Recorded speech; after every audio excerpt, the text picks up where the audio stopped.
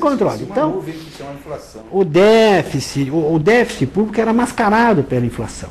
Então você não tinha noção exata do tamanho do buraco. O Brasil tinha um desequilíbrio fiscal muito maior do que parecia, porque a inflação ajudava a escamoteá-lo. A inflação é um enorme véu, é uma poeira, um zumbido. Isso, não sabia exatamente o que é. Exatamente isso. Sabe por quê? E a razão era simples. Era porque quando você tem uma inflação de 2.000%, 2.500% ao ano, 30%, 40% ao mês, se você, um governador, ou um prefeito, ou a União, atrasa a liberação de uma determinada verba por, digamos, 15 dias, 30 dias, ela reduziu em termos reais aquela verba em 20%, 30%, 40%. Então parecia que você olhava as contas fiscais no final de um ano, parecia que elas não estavam tão mal assim, mas na verdade elas não estavam tão mal assim porque a inflação havia permitido esse processo de corrosão dos gastos nominais em termos reais, e havia um pouco mais de indexação de receitas do que de gastos. Estava bem a economia, 92, 93, 94, foram anos muito bons do crescimento econômico, apesar da inflação. O problema da inflação não é que ela impede o crescimento. Crescimento é uma coisa vazia. Crescimento para quem? O povo não. O povo estava sofrendo, porque não tinha. As empresas estavam ganhando, tinha taxa de lucro bastante elevada. Só que eu, como ministro do exterior, ia para o exterior e dizia isso, ninguém acreditava por causa da inflação. Mas a economia está dando resultado, ninguém acreditava. Com razão, porque são resultados à custa de distorções. O salário mínimo, no mês que antecedeu a minha ida para o Banco Central, em agosto de 1993, era 4.638.900 cruzeiros, que era a moeda da época. Esses 4.638.900 cruzeiros tinham um poder de compra equivalente a umas 65 URVs, na época que o salário. Mostrar que o número de milhões ou de algarismos em que o salário se expressava não queria dizer muita coisa. O que importa sempre é o poder aquisitivo, o poder de compra de um determinado salário, que é tanto maior quanto mais sob controle está a inflação e o trabalhador sabe que tem a preservação do poder de compra do seu salário. Aí, vamos dizer, começa o pesadelo. Tá? Quando o pesadelo começa, é certo também dizer que começa um aprendizado sobre o que está acontecendo com o Brasil, o que há de errado com o Brasil.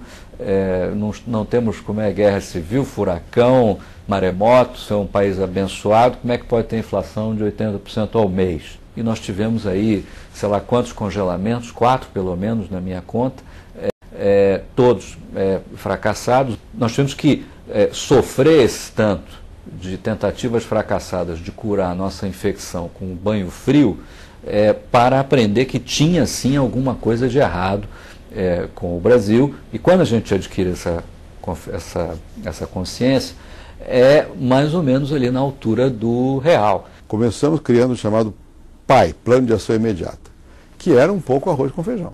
Quer dizer, vamos segurar o orçamento, vamos cortar o orçamento para 50% dos gastos, vamos, enfim, tomar certas medidas de recomposição da verdade fiscal, vamos produzir para o ano seguinte, foi em 93, para 94 um orçamento mais realista, orçamento de verdade, vamos chamar tapar os ralos, que era do desperdício, que era muito grande mesmo. Na inflação você nem sabe quem roubou, quem não roubou, aquilo é uma confusão imensa, aproveita muito os malandros, e liberar ou não liberar verba é uma coisa terrível, porque se quando libera depressa é vantajoso, quando você atrasa não é, então isso dá margem à intermediação. Era um clima muito, muito negativo. Claro que nós tínhamos muito medo e sabíamos que não dependia da nossa convicção, dependia de todo o entorno dentro do qual nós estávamos trabalhando.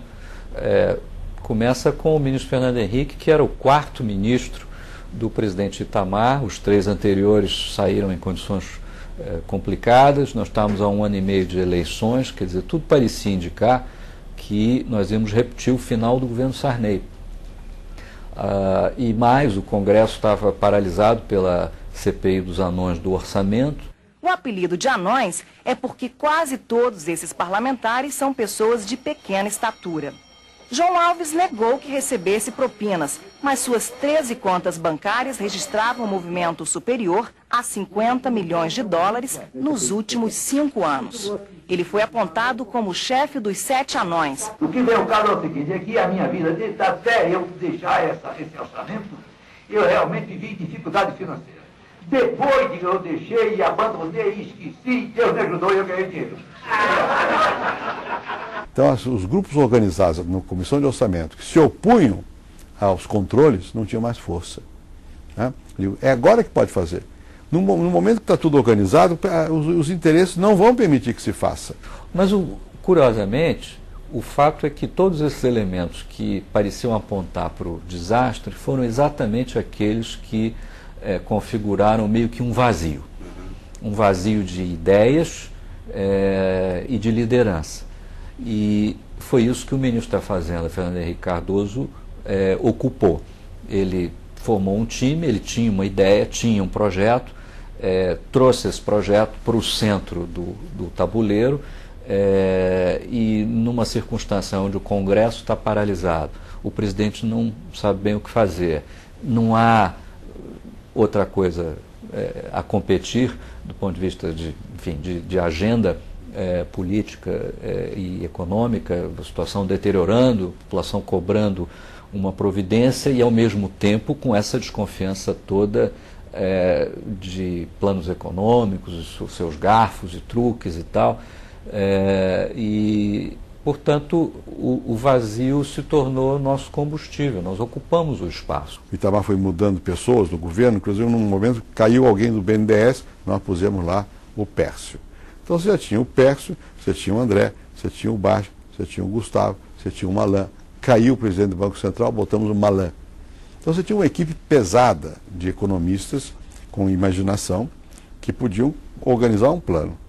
E nós já estamos controlando mais o Banco Central, não sei o quê, o Ministério do Planejamento. Na prática eu virei um quase primeiro-ministro. Da área econômica eu era primeiro-ministro. E quando o senador Fernando Henrique Cardoso foi para o governo, todo mundo sabia que haveria um outro choque heterodoxo. Por quê? Porque ele levou para a sua equipe, quer dizer, os economistas da época, os mais brilhantes economistas da época, e são pessoas que estavam na origem de todas as concepções dos planos heterodoxos que foram adotados, né? Eu não sou economista, mas eu tenho leitura em economia, eu ouvi aquelas conversas e tal.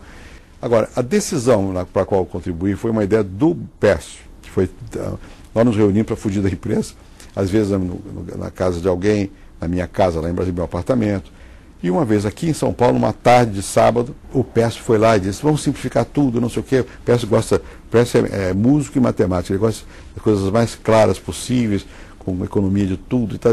E por que não fazer uma coisa explicando, transparente? Eu peguei isso na palavra, eu digo, vamos fazer isso. Estava pronta a medida provisória que criava o RV e, na verdade, criava também o real, porque ali estava escrito já que quando a URV fosse impressa como um dinheiro, papelzinho físico, ela mudaria de nome e passaria a se chamar real. Quer dizer, o real nasceu no dia 28 de fevereiro de 1994. No dia 27, que se eu não me engano era um domingo, o presidente Itamar Franco reuniu o Ministério para discutir a medida provisória e naquela ocasião houve um impasse, mais de um talvez, mas o mais importante com o ministro do Trabalho, o Dr. Walter Barelli. E o impasse foi tão sério que no meio do decorrer dessa reunião, que durou praticamente a tarde inteira, eu me lembro de ter entrado na reunião na hora do almoço e sair na hora do jantar, no decorrer dessa reunião o ministro Fernando Henrique pediu demissão sim umas 3 vezes, que eu tenho anotado, pode ter sido até mais. Ele tinha solicitações que eram muito parecidas com as coisas que fizeram o cruzado dar errado. Então, para nós, assistindo aquela discussão, era como se nós estivéssemos a um passo de repetir a experiência do cruzado. Quando chegou no real, o pessoal dizia, olha, não pode ter congelamento e tem que ter controle das contas públicas.